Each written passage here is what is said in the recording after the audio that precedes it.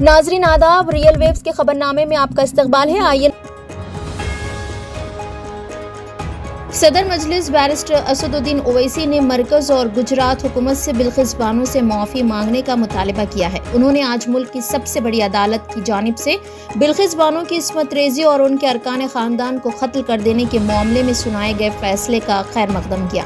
सदर मजलिस बैरिस्टर ओवैसी ने कहा कि बीजेपी बिल्किस बानो के मुजरिमों के साथ खड़ी थी, इसीलिए उन्हें माफ़ी मांगनी चाहिए। हिंदुस्तान और सऊदी अरब ने 2024 के हज से मुताल्लिक़ बाहमी समझौते पर दस्तखत किए हैं, जिसमें आज़मीन हज की फलाह व बहबूद को फ़ौक़ियत दी गई है। मरकज़ी वज़ीर स्मृति ईरानी ने जिद्दा में हज और उम्रे से मुताल्लिक़ उमूर के सऊदी वज़ीर डॉक्टर तौफ़ीक़ के साथ दस्तखत किए जाने की तक़रीब की सदारत की।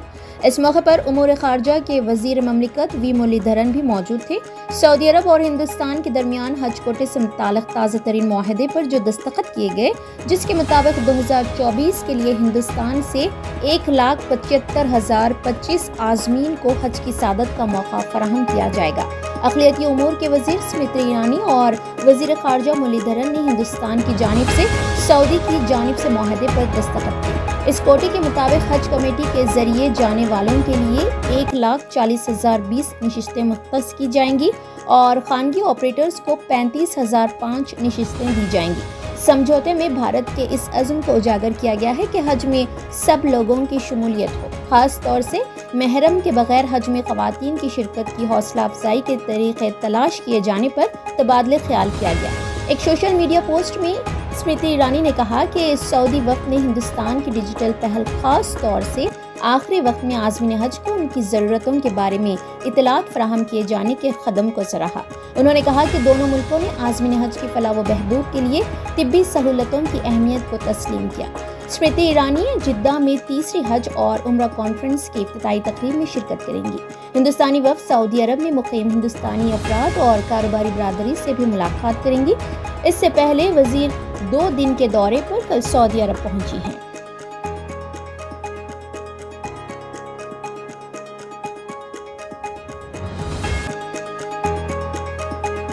हिंदुस्तानी वज़ीर बराए बहबूद ख़वातीन व अतफ़ाल और अक़लियती उमूर स्मृति ईरानी 2 रोज़ क़बल 2 अहम इजलासों में शिरकत की गरज से एक वफ़द के हमरा जिद्दा पहुंची थी।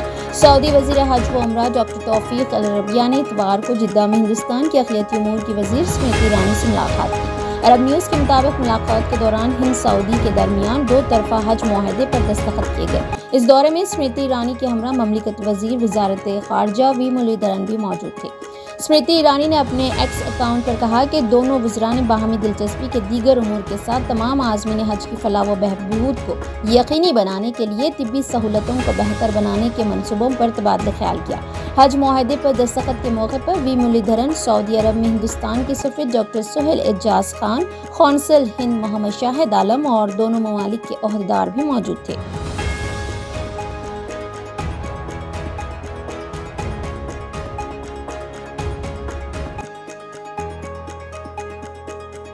तेलंगाना हुकूमत की गारंटी स्कीमात के लिए दरख्वास्तें दाखिल करने वाले होशियार रहें। बाज़ धोखेबाज प्रजा पालना प्रोग्राम के दौरान स्कीमात के लिए दरख्वास्त दाखिल करने वालों से राब्ता कायम करते हुए उनका राशन कार्ड मंजूर हो जाने या फिर गैस सब्सिडी मंजूर होने या वजीफा मंजूर होने की झूठी इत्तला दे रहे हैं और कार्रवाई आगे बढ़ाने के नाम पर दरख्वास्त गुजारों से उनके फ़ोन पर आया हुआ और OTP नंबर पूछ रहे हैं।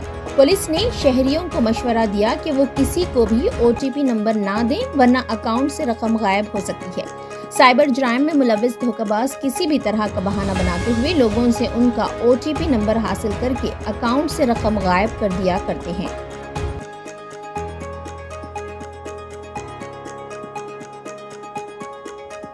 बिल्किस बानो को सुप्रीम कोर्ट से इंसाफ मिल गया। साल 2002 में गोधरा वाक़े के बाद गुजरात में फसादात के दौरान बिल्किस बानो की इस्मत रेज़ी और उनके ख़ानदान के 7 अफराद के कत्ल के मामले में कसूरवारों की सज़ा मुआफ़ी करते हुए उन्हें जेल से रिहा करने के फैसले को चैलेंज करने वाली दरख्वास्त पर आज अदालत ने फैसला सुना दिया। सुप्रीम कोर्ट ने उनकी सज़ा मुआफ़ी को कलअदम करार दिया। अदालत के ताज़ा फैसले के बाद इन मुल्ज़िमीन को जेल वापस जाना पड़ेगा। قبل از وقت رہائی پانے والوں میں جسونت نائی، گووند نائی، سلیش بھٹ، رادھے شام شاہ، بپن چندر جوشی، کیسر بھائی ووہانیا، پردیپ مودھالیا، پکا بھائی وہانیا، راجو بھائی سونی، متیش بھٹ اور رمیش چندنا شامل ہیں۔ 15 سال جیل میں گزارنے کے بعد انہیں 15 اگست 2022 کو رہا کر دیا گیا تھا۔ واضح ہے کہ سپریم کورٹ کے اس فیصلے سے بلقیس بانو کو راحت ملی، وہیں گجرات حکومت کے رہائی کے فیصلے پر سیاست تیز ہو گئی۔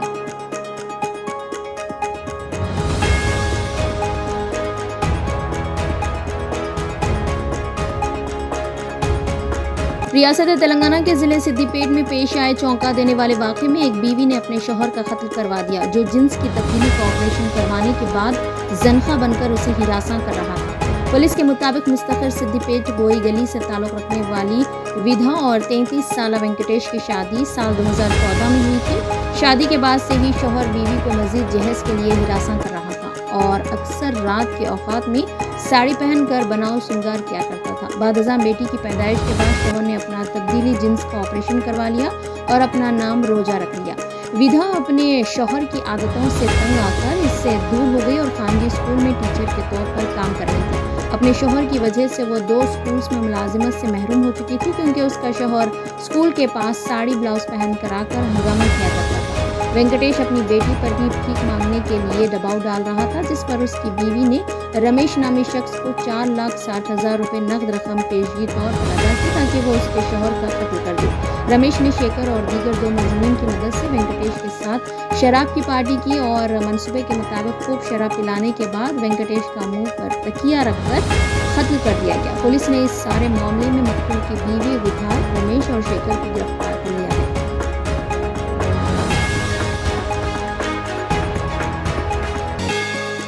تلنگانہ حکومت نے ایک اہم فیصلہ کیا ہے۔ پرجا پالنا پروگرام کے لیے تلنگانہ حکومت نے ویب سائٹ تیار کی ہے۔ اس ویب سائٹ کا چیف منسٹر ریونت ریڈی 8 جنوری کو آغاز کریں گے۔ کانگریس کے اقتدار میں آنے کے بعد پرجا پالنا پروگرام کے تحت 6 گارنٹی اسکیمات پر عمل آوری کے لیے عوام سے درخواستیں قبول کی گئی تھی۔ 28 دسمبر سے 6 جنوری تک درخواستیں عوام کی جانب سے حاصل کی گئی اور ہر 4 ماہ میں ایک مرتبہ یہ پروگرام منعقد کرنے کا حکومت نے فیصلہ کیا ہے۔ پرجا پالنا کی ویب سائٹ یہ ہے www.prajapalana_telangana_gov_in۔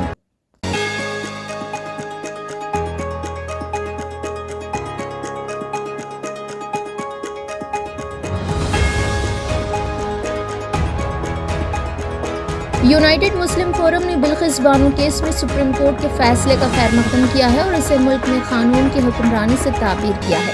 فورم کے ذمہ داران مولانا مفتی سید صادق محی الدین فہیم، صدر مولانا سید شاہ علی اکبر نظام الدین حسینی صابری، مولانا خالد سیف اللہ رحمانی، مولانا شاہ محمد جمال الرحمان مفتہی، مولانا سید شاہ حسن ابراہیم حسینی قادری سجاد پاشا، ضیاء الدین نیّر، مولانا میر قطب الدین علی چشتی، سید منیر الدین احمد مختار جنرل سیکرٹری، مولانا سید شاہ ظہیر الدین علی صوفی قادری، مولانا سید مسعود حسین مجتہدی، مولانا سید احمد الحسینی سعید قادری، مولانا سید تقی رضا عابدی، مولانا سید شاہ فضل اللہ قادری الموسوی، مولانا مفتی معراج الدین علی ابرار، مولانا ظفر احمد جمیل حسانی، مولانا مفتی محمد عظیم الدین انصاری، مولانا سید شیخن احمد قادری شکاری، ڈاکٹر محمد مشتاق ایم اے ماجد، مولانا خواجہ شجاع الدین افتخاری حقانی پاشا، مولانا سید وسیع اللہ حسینی نظام پاشا، مولانا میر فراست علی شکاری، مولانا سید قطب الدین حسینی صابری، مولانا مکرم پاشا قادری تکنشین، مولانا عبدالغفار خان سلامی، بادشاہ محی الدین، ڈاکٹر نظام الدین و دیگر ذمہ داران نے اپنے مشترکہ بیان میں کہا کہ حکومت گجرات نے قانون کی دھجیاں اڑاتے ہوئے 15 اگست 2002 کو گجرات کی نسل کشی میں ملوث 16 مجرمین کو رہا کر دیا تھا۔ 2002 میں گجرات کے گودرا واقعے میں ان مجرمین نے بلقیس بانو کے 7 ارکان خاندان بشمول ایک کمسن لڑکی کا قتل کر کے اس کا گھر تباہ کر دیا تھا۔ گجرات کی سرزمین پر ان مجرمین کو راحت ملتی گئی۔ فورم کے ذمہ داران نے بلقیس بانو کی ہمت افزائی کی ستائش کرتے ہوئے کہا کہ بلقیس بانو نے طویل قانونی جدوجہد کے بعد ان درندے صفت مجرمین کے کیس کو مہاراشٹر منتقل کروا دیا، جہاں ان درندوں کو عمر قید کی سزا سنائی گئی۔ ایسے وقت جب 15 اگست 2002 کو وزیر اعظم نریندر مودی دہلی کے لال قلعے سے خطاب کرتے ہوئے خواتین کے ساتھ انصاف کی بات کر رہے تھے، اسی وقت حکومت گجرات نے مرکزی وزارت داخلہ کی اجازت سے ان مجرمین کو رہا کر دیا اور انتخابات کے دوران ان مجرمین کا استعمال کیا اور یہ جواز دیا گیا کہ یہ مجرمین سنسکاری تہذیب یافتہ ہیں۔ ان مجرمین کو کیفر کردار تک پہنچانے بالقضبانوں کو ایک بار پھر عدالت کا دروازہ کھٹکھٹانا پڑا اور ایک طویل جدوجہد کے بعد ان شیطان صفت سنسکاریوں کو ان کے حقیقی مقام تک پہنچانے کی کامیاب رسائی کی۔ فورم کے ذمہ داروں نے جہاں عدالت کے اس فیصلے کا خیر مقدم کیا، وہیں اس امید کا بھی اظہار کیا کہ عدلیہ دیگر معاملات میں بھی عدل و انصاف کو یقینی بناتے ہوئے ملزموں کو راحت عطا کرے گی۔ جہاں دستور قانون کی دھجیاں اڑائی جا رہی ہے، اس ماحول میں عدلیہ قانون کی حکمرانی کے لیے امید کی ایک کرن ثابت ہوگی۔